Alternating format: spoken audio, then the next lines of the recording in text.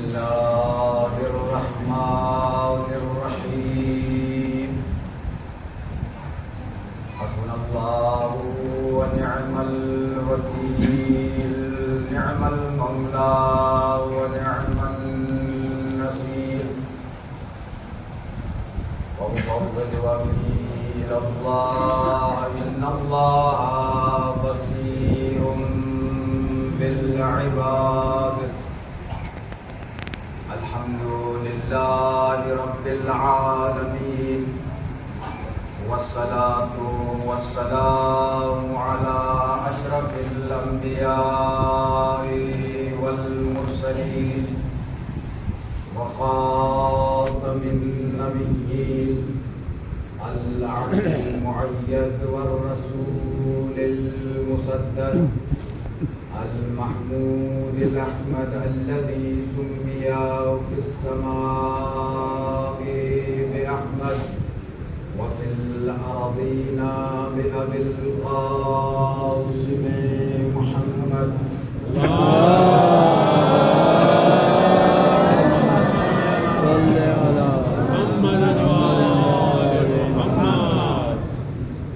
والصلاة والسلام على عترته الطيبين الطاهرين المعصومين المظلومين ولعنة الله على أعدائهم أجمعين من الآن إلى قيام يوم الدين أما بعد فقد قال الله الحكيم في كتابه الكريم بسم الله الرحمن الرحيم فمن يرد الله أن يهديه يشرح صدره للإسلام ومن يرد أن يذله يجعل صدره ضيقا حرجا كما يصعد في السماء كذلك يجعل الله الرجس على الذين لا يؤمنون صلوات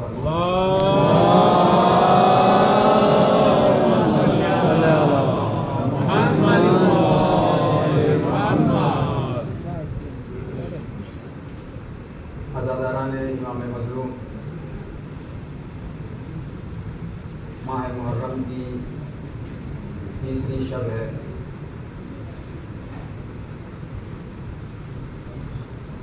قبل اس کے کہ مجلس میں بنیادی طور پر ان چار میں سے پہلی چیز آپ فرماتے ہیں کہ مجلس میں آپ کی مجلس کا ایک حصہ احکام کے بیان میں گزرنا چاہیے.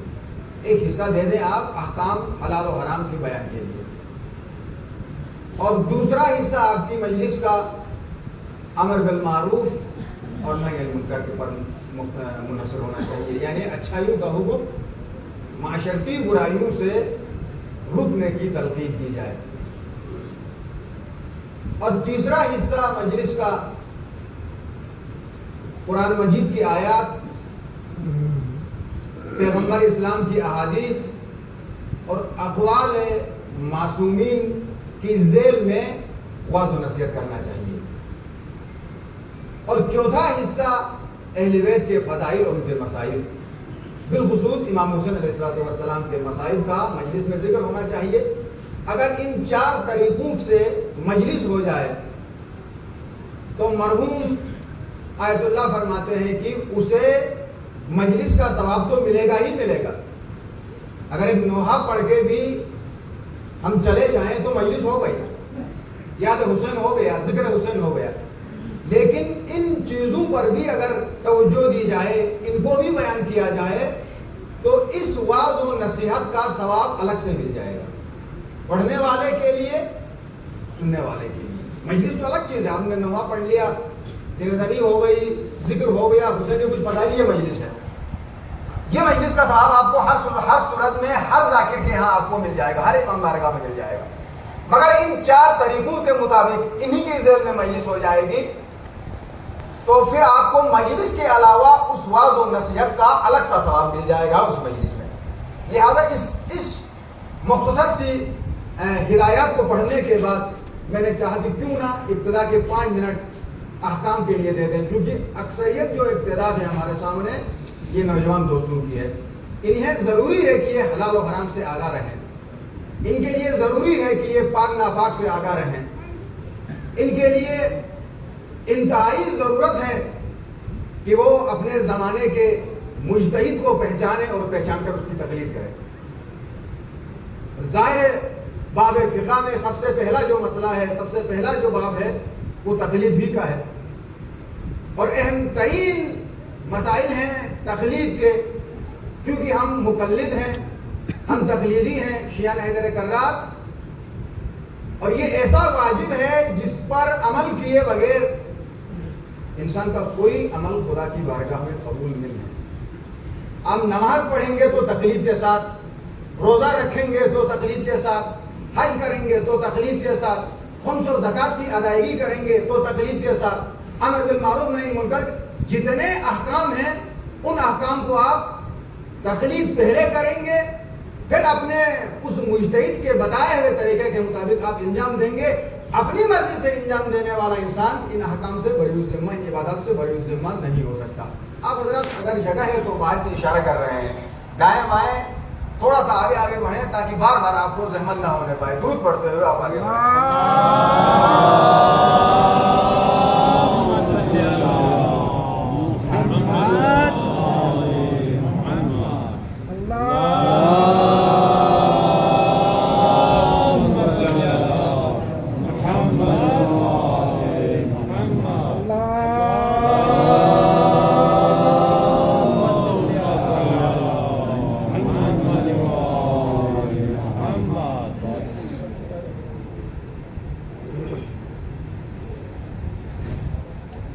بچہ بالغ ہونے کے بعد پہلا جو واجب اس کے ذمہ آتا ہے وہ تقلید ہے.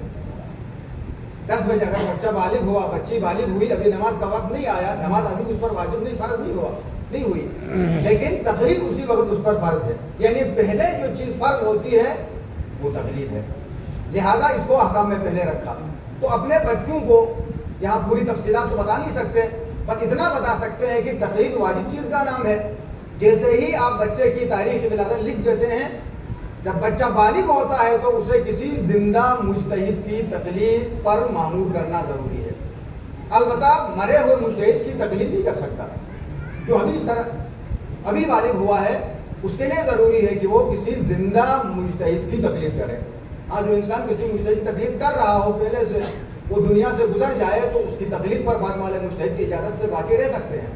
لیکن ابھی جو تازہ تقلید کرتا ہے، بچہ ابھی بالغ ہوا ہے، اس کے لیے شرائط تقلید میں سے زندہ مجتہد ہونا، مجتہد کا زندہ ہونا ضروری ہے. وہ زندہ کسی بھی مجتہد کی وہ تقلید کرے اور اس کے رسالے عملیہ کو دیکھ کر اپنے نماز، روزہ، زکوٰۃ، حج، وضو، تیمم کے مسائل، غسل کے مسائل کو آہستہ آہستہ ان سے سیکھ کر، کسی عالم سے سیکھ کر، رسالے سے سیکھ کر وہ انجام دے دے. یہ ضروری ہے.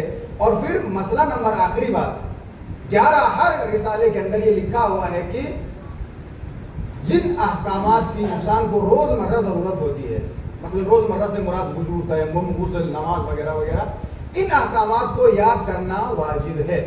تمام مراجع کہتے ہیں کہ جن احکامات کی آپ کو روزمرہ ضرورت پڑتی ہے ان کو یاد کرنا ضروری ہے. تو میرے خیال میں بس صرف آپ کو میں اشارہ کرتا ہوں ان احکام کی طرف، لیکن عملی طور پر اس پر عمل کرنا آپ کی ذمہ داری ہے، والدین کی ذمہ داری ہے کہ وہ بچوں کو اس مسئلے سے غافل نہ رکھنے دیں. اب جو دوسری بات ہے وہ یہ ہے کہ ظاہر ہے ہم سے کہا تو یہی گیا تھا کہ جب گفتگو اختتام کو پہنچے گی، مسائل شروع ہو جائیں گے، تو آپ امام بارگاہ کے لیے کچھ چندے کی اپیل کریں مومنین سے. تو میں نے سوچا کہ پھر اس وقت زیادہ مشکل ہو جائے گی، آپ کو بھی مجلس میں پریشانی ہوگی، عجیب سا لگے گا.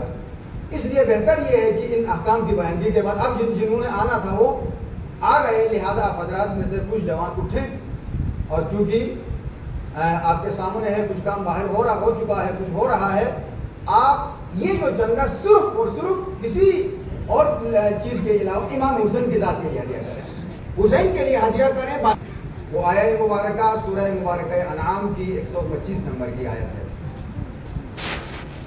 اور موضوع گفتگو ہے اسلام اور ملت اسلامیہ کا طرز عمل۔ اس جملے پر گفتگو ہوگی۔ اسلام چاہتا کیا ہے؟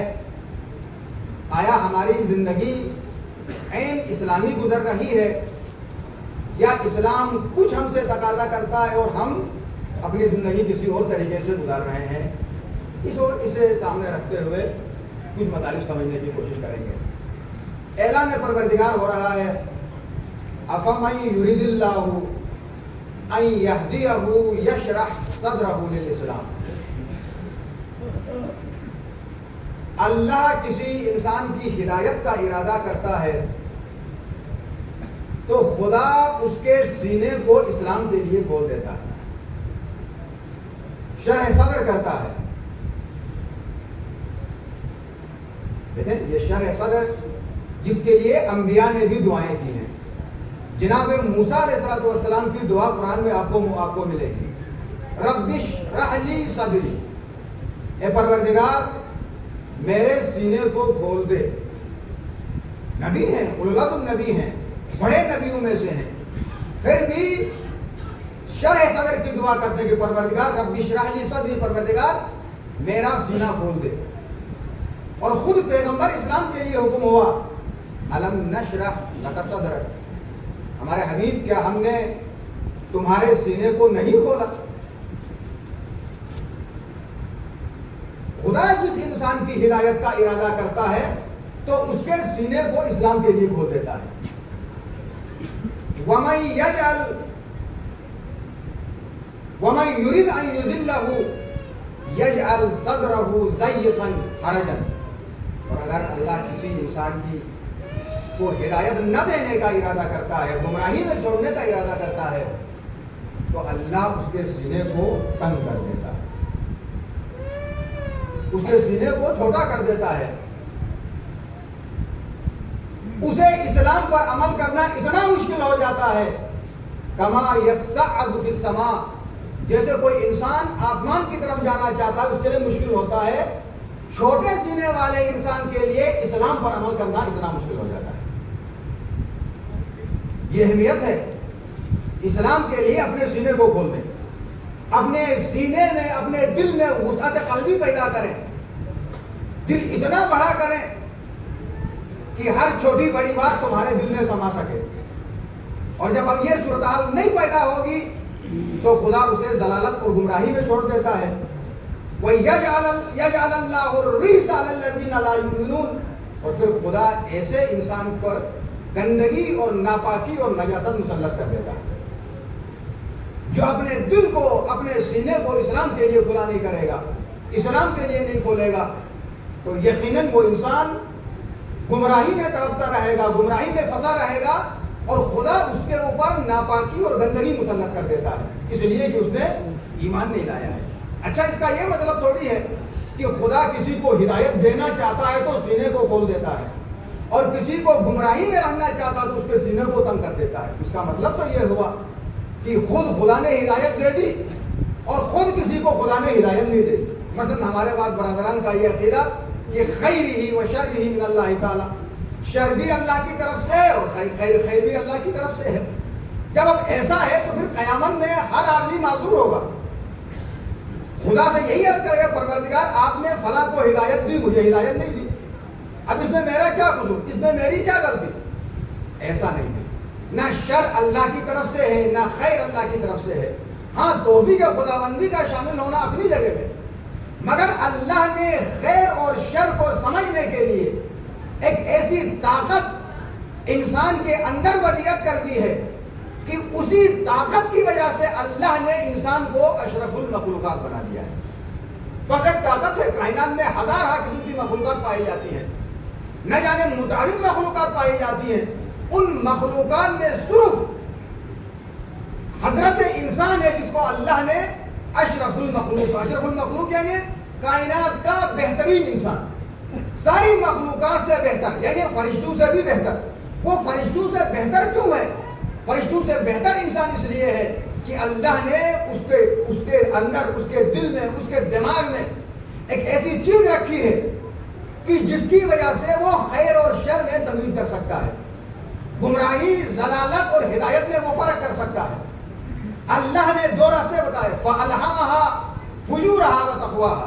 اللہ نے انسان کے اندر یہ صلاحیت بھی رکھی ہے کہ وہ تقوی اختیار کرے، پرہیزگاری اختیار کرے، دیندار بن جائے، اللہ والا بن جائے، اچھا مسلمان بن جائے، یہ صلاحیت بھی رکھی ہے۔ فَأَلْهَمَهَا فُجُورَهَا وَتَقْوَاهَا، اور فسق و فجور کی صلاحیت انسان کے اندر ہے۔ ظاہر ہے کہ اگر یہ دونوں صلاحیتیں نہ ہوتی تو کچھ لوگ تقوی اور پرہیزگاری کے درجے طے نہ کرتے، اور کچھ لوگ گمراہی اور ضلالت کے سمندر میں متزن نہ ہوتے۔ دنیا کا ہر انسان برابر تو نہیں ہے، سارے انسان متقی نہیں ہوتے، سارے انسان پرہیزگار نہیں ہوتے، سارے انسان گمراہی اور ضلالت میں بھی نہیں ہوتے ہیں۔ مختلف انسان مختلف انسان ہیں، مختلف فکریں ہیں، لہذا یہ دونوں چیزیں اندر موجود ہیں۔ جس نے تقوی اور پرہیزگاری والی قوت کو پروان چڑھایا وہ متقی بن جائے گا، وہ تقوی والا بن جائے گا، وہ دیندار بن جائے گا، وہ اللہ والا بن جائے گا۔ اور جس نے ان دوسری طاقت کو، جو فسق و فجور والی طاقت ہے، اسے پروان چڑھایا تو وہ دن بدن فسق و فجور کے دلدل میں پھنستا ہوا جائے گا۔ علماء اخلاق بتاتے ہیں کہ انسان اگر ایک گناہ کرتا ہے، ایک گناہ، تو اس کے دل میں ایک سیاہ دبا پڑ جاتا ہے، سیاہ داغ اس کے اندر پڑ جاتا ہے۔ اب اگر اس گناہ سے توبہ کر کے، اس گناہ سے دور ہو کر دوسرے گناہوں سے وہ بچنے کی کوشش کرے گا تو آہستہ آہستہ اس کا وہ دل میں جو دبا لگا ہوا ہے وہ آہستہ آہستہ ختم ہو جاتا ہے، دوبارہ اس کا دل اپنی اصلی حالت میں۔ جیسے دنیا میں بھی کوئی بیماری انسان کے اوپر ملحق ہو جاتی ہے، ڈاکٹر اس کے لیے دوا دیتا ہے تو وہ دوا کے مسلسل استعمال سے اور اس بیماری میں اضافہ ہونے والی چیزوں سے پرہیز کرنے کی وجہ سے آہستہ آہستہ اس کی وہ بیماری سے جلد سے ختم ہو جاتی ہے۔ اسی طرح گناہ کرنے کے بعد، ایک گناہ کرنے کے بعد انسان توبہ کرے، اس گناہ سے بچنے کی کوشش کرے اور آگے اچھے کام انجام دینے کی کوشش کرے تو اس کا وہ دل کا جو دبا ہے وہ آہستہ آہستہ ختم ہو جاتا ہے۔ لیکن اگر خدا نخواستہ، اور ظاہر ہے کہ ایک دفعہ انسان گناہ کرتا ہے تو وہ اس کے لیے مشکل ہوتا ہے، گناہ نہ کرنے والے انسان کے لیے پہلا گناہ مشکل ہو جاتا ہے، لیکن جیسے جیسے وہ آہستہ آہستہ گناہ کرتا جاتا ہے تو اس کے لیے گناہ کرنے میں پریشانی بھی ہوتی ہے۔ پہلی مرتبہ داڑھی رکھنے کے بعد اس کو داڑھی میں نشان لگانا بہت ہی مشکل ہو جاتا ہے۔ ایک آدمی نے 10 سال تک داڑھی رکھی ہے، وہ ایک مرتبہ داڑھی موڑنا بھی چاہتا ہے، اس کے لیے بہت ہی مشکل ہے۔ یہ سخت ترین، چھوٹی سی مثال دیتا ہوں آپ کو، وہ سخت ترین مرحلہ ہے اس کے لیے کہ بھائی خدا ناراض ہوگا، رسول ناراض ہوگا، لوگ کیا کہیں گے، بھائی داڑھی تھا، صوفی والا انسان تھا، ہم نے ایسا کیوں کیا؟ لیکن جو انسان ہر صبح آئینے کے سامنے جا کر شیو کرتا ہے اس کے لیے کوئی مشکل ہی نہیں ہے، وہ ذرا برابر وہ مائنڈ ہی نہیں کرتا ہے، محسوس ہی نہیں کرتا کہ میں کوئی گناہ کر رہا ہوں، اس کا روٹین بن چکا، اس کی عادت بن چکی ہے۔ لیکن پہلی مرتبہ کرنے والے کے لیے مشکل ہو جاتا ہے۔ اسی طرح سے گناہ نہ کرنے والا انسان پہلی مرتبہ گناہ کرنا چاہتا ہے تو اس کے لیے بہت ہی زیادہ مشکل ہوتی ہے وہ گناہ کو انجام دینے میں، لیکن شیطان اس کی مدد کرتا ہے، لہذا وہ گناہ اس سے ہو جاتا ہے۔ اب جب پہلی مرتبہ گناہ ہو جاتا ہے تو دوسرا گناہ کرنے میں اس کے لیے اتنی مشکل نہیں ہوتی جتنی پہلی مرتبہ ہوتی ہے، کیونکہ شیطان بھی انسان کو گمراہ کرتا ہے۔ بھائی یہی تو کہا تھا نا کہ پروردگار مجھے طویل عمر دے دے، جب جنت سے نکال دیا گیا، اس پر لعنت ہو گئی، پھٹکار ہو گئی، تو کہا پروردگار میں تو مردود تو بن گیا، اب مجھے میری کچھ تمنائیں وہ پوری کر۔ تمنا کیا ہے؟ تمنا یہ ہے کہ مجھے طول عمر دے دے، قیامت تک مجھے زندگی دے دے۔ اللہ نے کہا جاؤ، ہم نے تمہیں قیامت تک کے لیے زندگی دے دی، قیامت تک تم زندہ رہو گے۔ پھر کہا کہ پروردگار جب میں زندہ رہوں گا تو میں صراط مستقیم پر بیٹھ کر تمہارے نیک بندوں کو گمراہ کروں گا، راہ راست سے ہٹا دوں گا۔ تو اللہ نے فرمایا کہ جو میرا ہوگا وہ تم اسے گمراہ کر ہی نہیں سکتے۔ جو ایک دفعہ وَمَن يُسْلِمْ وَجْهَهُ إِلَى اللَّهِ، سورہ زمر، جو اپنا چہرہ اللہ کی طرف موڑ لیتا ہے، جو اپنے رخ کو اپنے پروردگار کی طرف موڑ دیتا ہے، فَهُوَ عَلَىٰ نُورٍ مِّن رَّبِّهِ، گویا ایسا ہے کہ وہ ایک نور کے اوپر بیٹھا ہوا ہے۔ اپنے رب کی طرف متوجہ ہونا دیر ہے، جیسے ہی آپ متوجہ ہو جائیں گے پھر وہاں سے موڑنا شیطان کی بھی بس نہیں ہے، مگر بات یہ ہے کہ اپنا رخ اللہ کی طرف کر کے دیکھیں، اپنا چہرہ اللہ کی طرف کر کے تو دیکھیں. پھر شیطان کی کیا مجال کہ وہ تمہارے پروردگار سے تمہیں موڑ دے. اور جس کو اللہ مل جائے اس کو کائنات مل جاتی ہے. یہی تو امام حسین کا جملہ ہے نا. مکے سے نکلتے ہوئے بہت بڑی دعا پڑھی جس کو دعا عرفہ کے نام سے یاد کیا جاتا ہے. اس دعا کا ایک جملہ یہ ہے کہ اے خدا اے پروردگار جس نے تجھے پایا اس نے کیا کھویا. امام حسین کا جملہ ہے. ذی الحج کے مہینے میں یہ خطبہ دیا تھا. اے پروردگار جس نے تمہیں پایا اس نے کیا کھویا. یعنی جس نے خدا کو پایا ہے اور دنیا سے کچھ بھی حاصل نہ کر سکا ہے تو گویا اس نے اس کو سب کچھ مل گیا ہے. اور اگلا جملہ ہے کہ پروردگار جس نے تمہیں کھویا اس نے پایا گیا. یعنی خدا کو کھونے کے بعد پوری کائنات اس کے پیچھے آ جائے تو گویا ایسا ہے جیسا اس نے کچھ پایا ہی نہیں ہے. اور اس جملے پر سب سے پہلے خود امام علی مقام نے عمل کر کے دکھایا. پوری دنیا کا رخ کسی اور طرف تھا, حسین کا رخ خدا کی طرف تھا. دنیا کسی اور طرف جا رہی تھی, حسین اپنا چہرہ خدا کی طرف کیا ہوا تھا. حسین کے مناجات خدا کی بارگاہ میں تھے. اور ایسا ہی ہوا کہ کربلا میں حسین چند افراد کے ساتھ تنہا تھے کیونکہ حسین کو خدا مل چکا تھا. حسین کو خدا مل چکا تھا. جس کو خدا مل جائے اسے سب کچھ مل جاتا ہے. تو شیطان بھی انسان کو وہ گناہ جلدی کرواتا ہے جو گناہ انسان پہلے سے کرتا ہوا ہے. ظاہر ہے کہ شیطان کو ایک نیا گناہ کرانے میں دشواری تو ہے. ایک طرف ایمان ہے, دوسری طرف شیطان ہے. تو ایمان کے ساتھ ٹکرانا شیطان کے لیے تو مشکل ہے. شیطان ہمیشہ اس پر زیادہ مسلط ہو جاتا ہے جس کا ایمان کمزور ہوتا ہے.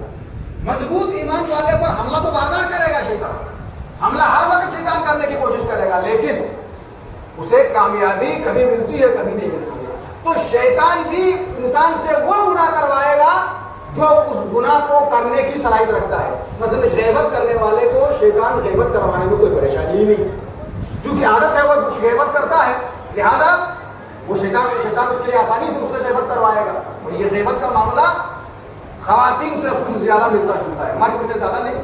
مردوں میں کبھی کبھار ایسا ہوتا ہے خواتین اپنا وقت گزار ہی نہیں سکتی ہیں جب تک کسی کی برائی نہ کرے, نہ چاہتے ہوئے بھی. بعض اوقات کسی کی تعریف میں بھی لگ جاتی ہیں تو اتفاق سے اس کی تعریف کرتے کرتے کہ یہ چیز اس میں کبھی گناہ ہو گئی. غیبت کتنی خطرناک چیز ہے.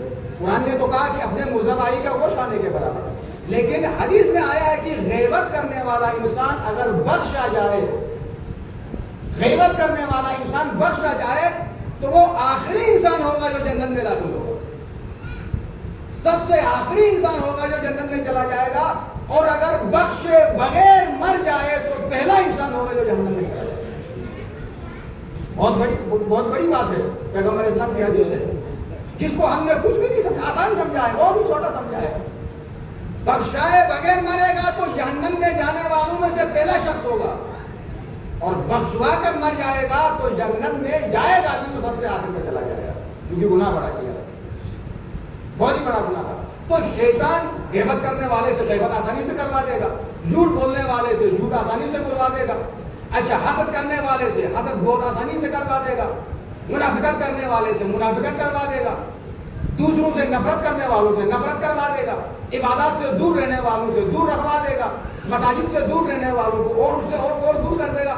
تو شیطان انسان کو اس کے اعمال سے مختلف طریقوں سے دور کر دیتا ہے, جس کے نتیجے میں انسان کا وہ دبا جو دل میں بنا تھا آہستہ آہستہ پھیلتا جاتا ہے. کالا وہ جو دبا پڑ گیا تھا انسان کے دل کے اندر, دھیرے دھیرے وہ گناہ کرتا ہے, وہ دل کا جو دبا پڑ جاتا ہے ایک دن ایسا آ جاتا ہے کہ انسان کا پورا دل سیاہ ہو جاتا ہے. یہ رزق حرام کی ممانعت کیوں کی ہے اسلام نے؟ حلال کھاؤ, کم بھی ملے تو حلال کھانے کو کہا گیا ہے نا, حرام کیوں؟ اس سے نسلیں برباد ہو جاتی ہیں.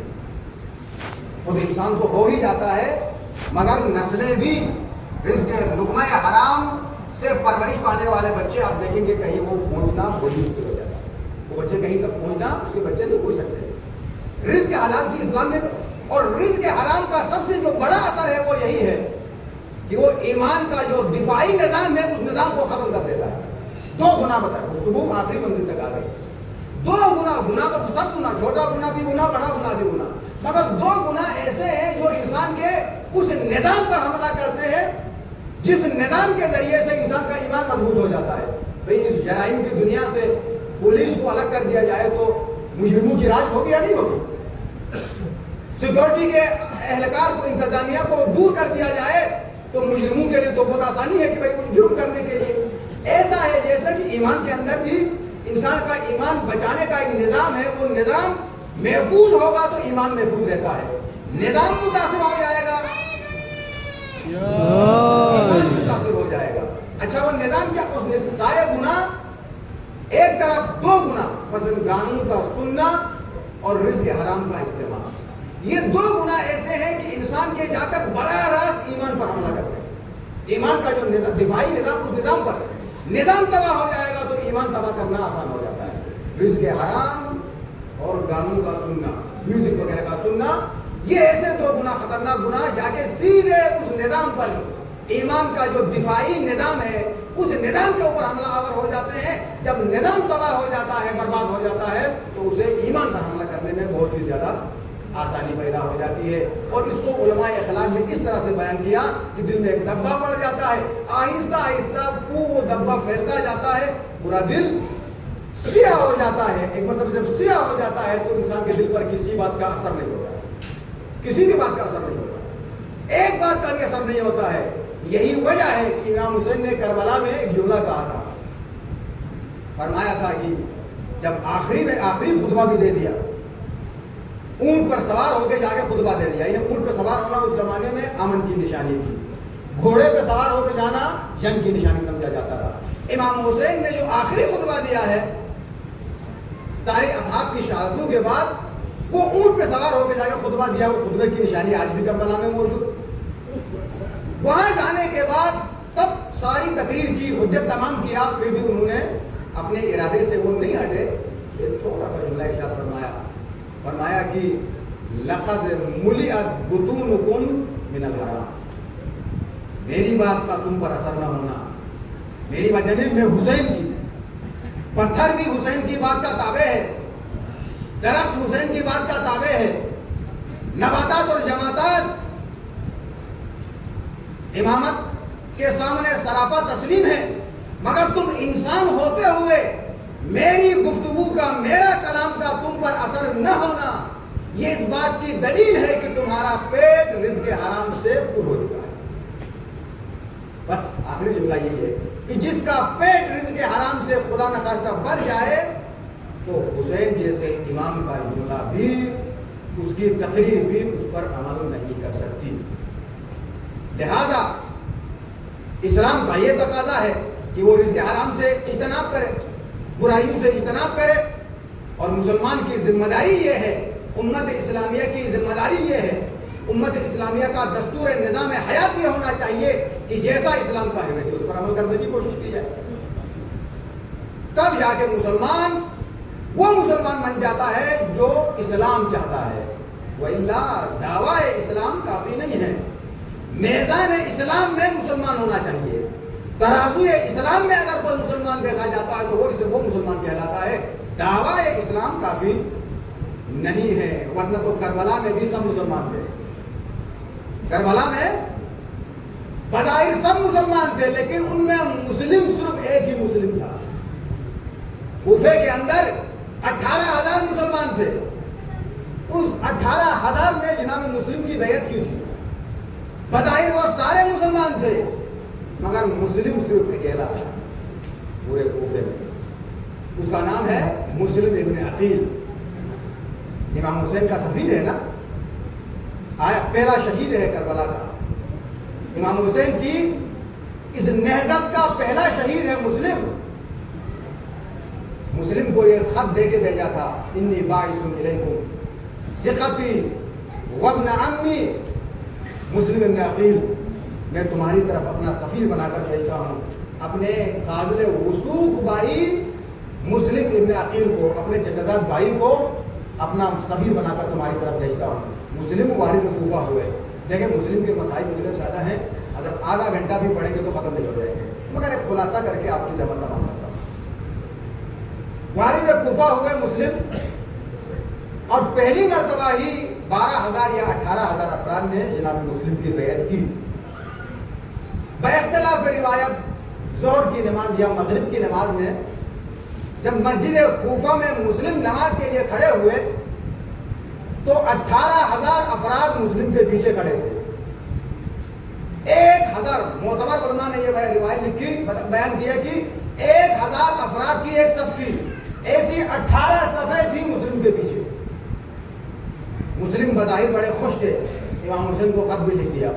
دوسرے عمائدین نے، رؤساء نے خطوط لکھے، متعدد خطوط لکھے امام حسین کی خدمت میں، مولا ہم تیار ہیں، آپ آ جائیے جلد، فصل پک کر تیار ہو چکی ہے، آپ تشریف لے آئیے۔ امام حسین بھی اسی راستے کا مسافر بن چکے۔ اب جب عشاء کی نماز یا عصر کی نماز کے وقت مسلم نے مڑ کے دیکھا ہے تو پوجا 18,000 افراد کے لیے، کیونکہ ادھر سے ابن زیاد کا حکم آیا تھا کہ مسلم کا ساتھ دینے والے کا سر قلم کر دیا جائے۔ یہ ایمان کی کمزوری کی دلیل تھی۔ ایک تقریر ان کے سارے نظام ایمان کو تباہ و برباد کر کے رکھ دیا۔ ایک تقریر نے ابن زیاد، مسلم کی بات کا اثر نہیں ہوا، ابن زیاد کی ایک تقریر کا اثر ہو گیا کہ کوئی لالچ میں آ گیا، کوئی خوف میں آ گیا، مسلم کو تنہا کر دیا، اور مسلم اکیلے کوفہ کی نامعلوم گلیوں میں بھٹک رہے تھے۔ ایک وقت ایسا آیا کہ پیاس لگی، عربستان کی گرمی ہے، پیاس لگی، ایک دروازے کے قریب جا کے بیٹھ گئے۔ ایک خاتون دروازے سے باہر آئی، دیکھا کہ ایک اجنبی شخص دروازے کے باہر بیٹھا ہوا ہے۔ کہا یہ شخص تمہیں نہیں معلوم کہ کوفہ کے حالات کیسے ہیں اور تو یہاں تنہا بیٹھا ہوا ہے؟ کہا کہ اتنا بتا دو کہ کوفہ کے حالات خراب کیوں ہیں؟ کہا کہ اس لیے خراب ہے کہ حسین کا سفیر آیا ہے اور دنیا خود حسین کے اس سفیر کے خون کی پیاسی ہو چکی ہے۔ اس وقت جگہ جگہ چھاپے مارے جا رہے ہیں کہ حسین کا سفیر کہاں؟ جناب مسلم فرماتے ہیں کہ حسین کے اس سفیر کا کوئی جانتی ہو، اس کا نام جانتی ہو؟ کہا کہ کیوں نہیں جانتی ہوں، وہ مسلم ابن عقیل میرے حسین کا چچازاد بھائی ہے۔ بس اتنا سننا تھا۔ ایک مرتبہ اپنے سینے کی طرف اشارہ کیا، اے مومنہ انا مسلم ابن عقیل، میں وہی مسلم ابن عقیل ہوں جس کی کوفہ کی سرزمین خون کی پیاسی ہو چکی ہے۔ پر اتنا سننا تھا، مومنہ نے جناب مسلم کو گھر میں بلایا، ایک مکان میں جگہ دی، رات ذکر خدا میں گزاری، صبح ہوئی، گوروں کی ٹاپو کی آواز مسلم کے کانوں میں آ گئی۔ مسلم نے عبا پہنی، امامہ سر پہ رکھا، تلوار ہاتھ میں اٹھائی، اور رضن بقضائہ و تسلیما لامرہ کہتے ہوئے مسلم سیڑھیاں چڑھ رہے تھے تو وہاں آگے بڑھی، کہتی کہ مسلم تو باہر نہ جا۔ کہنے لگے کہ میں نہیں چاہتا ہوں کہ یہ فوج تمہارے گھر کے اندر گھسائے اور تیرے گھر کی توہین ہو جائے، لہٰذا میں باہر جاؤں گا۔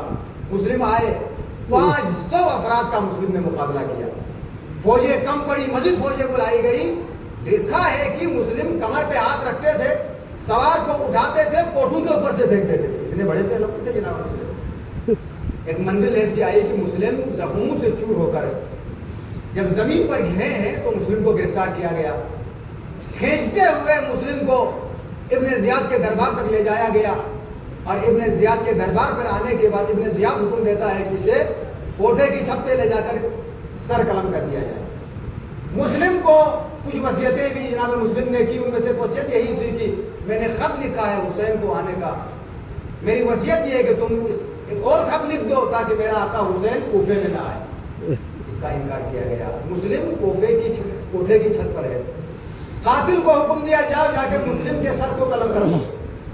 ایک مرتبہ قاتل مسلم کو لے کر جب کوٹھے کی چھت پہ گیا ہے، تلوار ہاتھ میں ہے، تلوار چلانا چاہتا ہے، ایک مرتبہ تلوار چھوڑ کے قاتل سیدھے دوبارہ ابن زیاد کے پاس آ گیا۔ کہا کہ بھائی تم واپس کیوں آئے؟ کہا ابن زیاد میں کیا کروں کہ جیسے ہی میں نے تلوار اٹھائی میری آنکھوں نے دیکھا رسول خدا اپنی سفید داڑھی پکڑے ہوئے مجھ سے فرما رہے تھے، اے شخص میرے مسلم نے تیرا کیا بگاڑا ہے، اے شخص میرے مسلم نے تیرا کیا بگاڑا ہے۔ یہ کہہ کر میں نیچے آ گیا، حاکم کہتا کہ جا یہ تمہاری آنکھوں کا دھوکہ ہے، جا کے مسلم کو شہید کر دو۔ اب جب قاتل کے جانے اور آنے میں ذرا دیر ہوئی تو جناب مسلم ٹہلتے ہوئے اس چھت کے کونے تک آئے، سامنے دیکھا کوفے کا بازار تھا، لوگ اگلے دن عید تھی، 9 ذی الحج کا دن تھا اور اگلے دن 10 ذی الحج عید قربان، لوگ خریداری کر رہے تھے، اپنے بچوں کو کپڑے خرید رہے تھے۔ ایک مرتبہ مسلم نے کوفہ والوں کو دیکھا، وہیں سے آواز دی، اے کوفہ والو، کچھ دنوں کے بعد اسی شہر میں میرے 2 بچے گرفتار ہو کر آ جائیں گے، اس وقت میرے بچوں سے یہ نہ کہنا کہ تمہارا بابا مارا گیا۔ اجرکم اللہ، اور حسین کو سلام کیا، السلام علیکم یا ابا عبداللہ۔ ادھر حسین حال سفر میں ہے، زینب خیمے کے دروازے پر کھڑی ہے، حسین نے کسی کے سلام کا جواب دیا، پلٹ کے پوچھا بھیا یہاں آس پاس میں کوئی سلام کا جواب دینے والا نہیں ہے، یہ تو کس کے سلام کا جواب دے رہا ہے؟ کہا بہن آہستہ بولو، مسلم کی بچی کو خبر نہ ہونے پائے کہ میرا بھائی مارا گیا ہے۔ بدلنے میں کوفہ سے آنے والوں نے خبر دی، حسین مسلم کو شہید کر دیا گیا ہے۔ کہا بہن میری بچی کو لے آؤ، مسلم کی بچی کو لے آؤ، چھوٹی سی ایک بچی تھی، حسین کی گود میں رکھ دیا گیا، پیار کیا، سینے سے لگایا، سر پہ ہاتھ پھیرا۔ ایک مرتبہ بچی آل محمد کے خاندان سے تعلق رکھتی ہے، کہا چچا آج اس انداز میں مجھ سے پیار کر رہے ہیں جیسے یتیموں کے ساتھ کیا جاتا ہے، بس اتنا سننا تھا۔ حسین نے بچی کو کلیجے سے لگا کر کہا بچی آج کے بعد حسین کو اپنا بابا فرض کرو۔ اب میں کہوں گا اے مسلم کی بچی تو اتنی خوش نصیب ضرور ہے کہ سر پہ ہاتھ رکھنے والا شفیق چچا موجود، مگر ہائے کل حسین کی چھوٹی بچی بابا کی شہادت کے بعد بابا کے گھر رونا بھی جاتی تھی تو ظالم تماشے باہر